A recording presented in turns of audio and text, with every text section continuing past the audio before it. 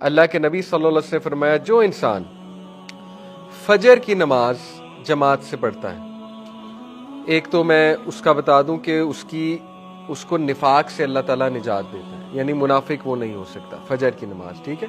اسی طرح اللہ کے نبی صلی اللہ علیہ وسلم نے فرمایا اگر تمہیں فجر اور عشاء کی نماز کا ریوارڈ پتہ لگ جائے تو تم رینگ کر بھی آؤ، مسجد رینگ کر بھی آؤ، اگر تمہیں رینگ کر بھی آنا پڑے، اتنا ریوارڈ ہے، ٹھیک ہے۔ پھر نبی صلی اللہ علیہ وسلم نے فرمایا کہ خوشخبری دے دو ان لوگوں کو جو اندھیرے میں مسجد میں جاتے ہیں فجر کی نماز کے لیے، اندھیرے میں چل کے، کیوں؟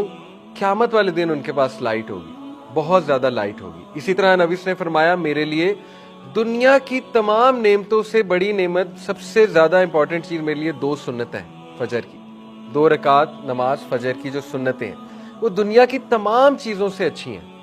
اب دیکھیں کتنی موٹیویشن آ گئی، ٹھیک ہے۔